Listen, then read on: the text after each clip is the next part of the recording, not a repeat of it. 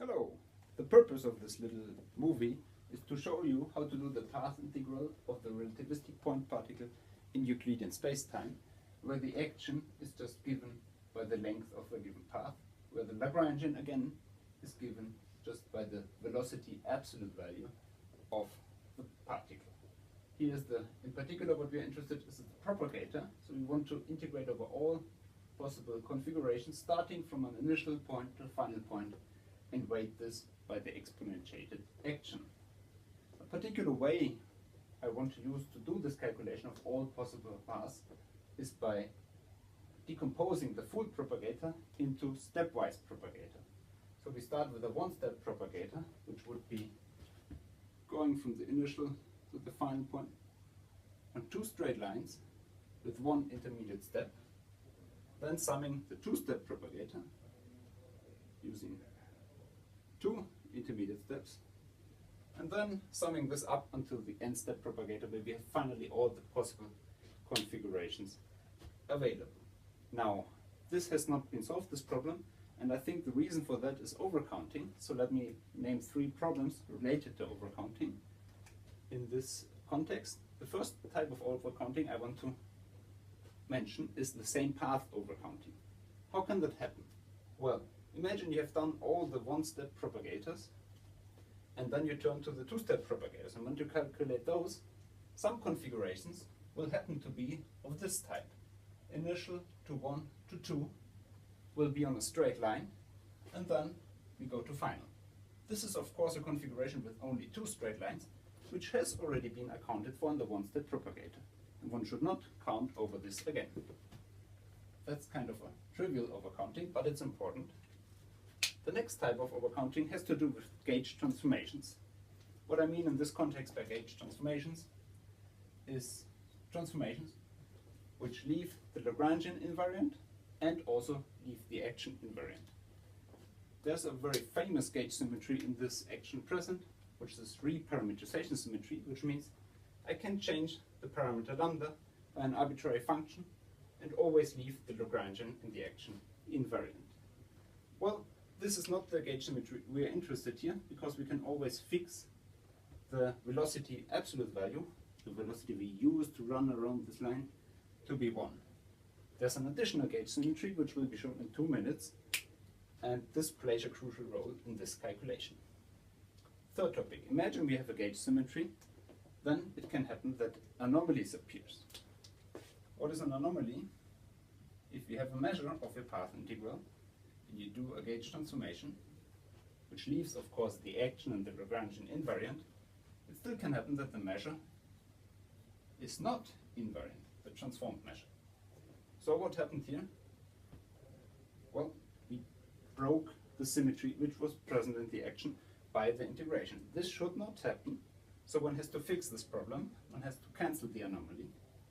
And this can be done by a multiplicative factor delta,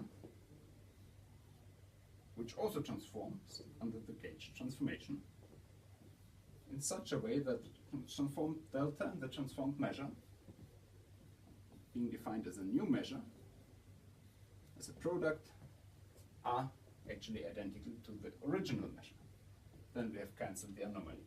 And this is what we have to do in this context now. Okay, let's now start the calculation, and just remember along our steps that we have to take into account those three overcounting issues.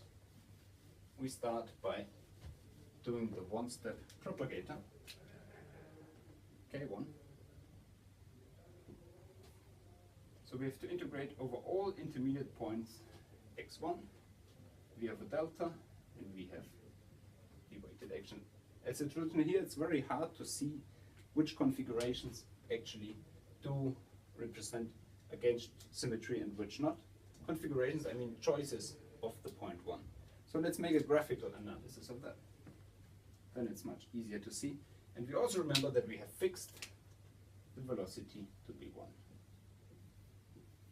Right. Okay. Initial point, final point, you choose an arbitrary point 1.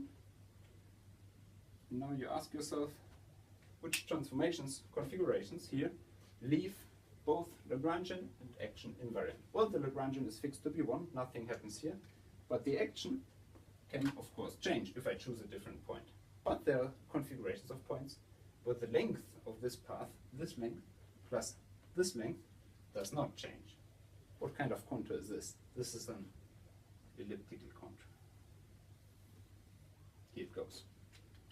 So any other point I might choose, for example 1 prime here, has the same total length and also the same Lagrangian, so it's a gauge symmetry. So now it's very easy to see that in this coordinate, or in this graphical representation, what kind of choices are gauge symmetries and which one are not. And it also tells us how to change our coordinates. So instead of integrating over x1 and y1, let's change to integrating over elliptical coordinates, s, kind of modified elliptical coordinates, and some angular variable, which would be this angle alpha here, s and alpha. Good. Doing this change of coordinates leaves the propagator the following way: d alpha, ds, delta. Now we have a Jacobian of the coordinate transformation, s minus s classical squared 1 plus cosine 2 alpha divided by the square root of s squared minus s classical squared multiplied by e to the minus s. S classical is just the length from initial to final on a straight line.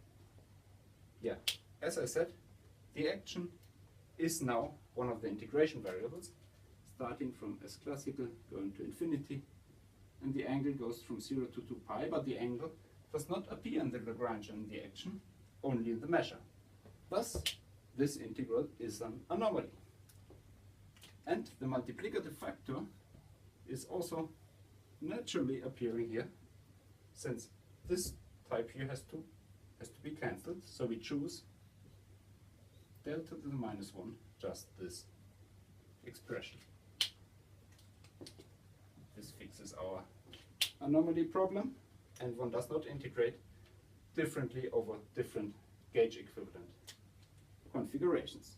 So after fixing the delta, of course the blue term here cancels with the delta, and we are all left with angular integral, which factorizes out now alpha left, which gives just a normalization of 2 pi.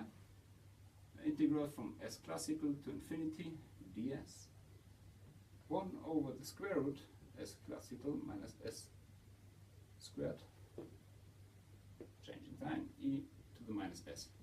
This integral is known. This is just the Bessel function k0 of the classical action. Great. This is the one-step propagator, taking into account gauge symmetry and anomaly cancellation. So let's proceed now with the two-step propagator. This looks like a lengthy business because we would never end doing it one by one, but when doing the two-step propagator, we will see immediately that we can also do the n-step propagator. This would be thus dx1 squared, dx2 squared, delta e to the minus s. Or graphically speaking, two intermediate points, 1 and 2, and straight lines between those points, arbitrary points. Now again we have to ask ourselves, what are the gauge equivalent configurations, for example, for the point 2? And it's easy to see that this gives again an elliptic contour, now leaving fixed all other points. So the gauge equivalence class here, this would be this elliptical contour, and we only should count over one point of this contour once and not over all those points again and again. So which point should we choose? We choose conveniently the following point, which is the intersection between this straight line and the elliptical contour, point 2 prime. Let's make this gauge transformation here and count only over this type of point. Well, this type of point reminds of something we have seen in the overcounting issue, namely the point A. Because we can observe now that in this contour, 3 points are on a straight line, initial 1 to 2 prime. So the path we are counting over is part of the K1 configuration. And since this was arbitrary, all configurations which appear in the two-step propagator are contained in the K1 configuration. So we can conclude K2, all configurations can be transformed into one which was already counted in K1. Repeating and repeating this process for n arbitrary intermediate steps, we can see Kn is contained in K1, and thus the full propagator with infinitely many arbitrary steps in between is given up to normalization by the K1 propagator, which is the K0 Bessel function. So this is all I wanted to tell you in this little video. Of course, this was rushing through the things, but if you're more interested, I would like to invite you to have a look at our papers where we discuss in much more detail those topics. Thanks for your attention.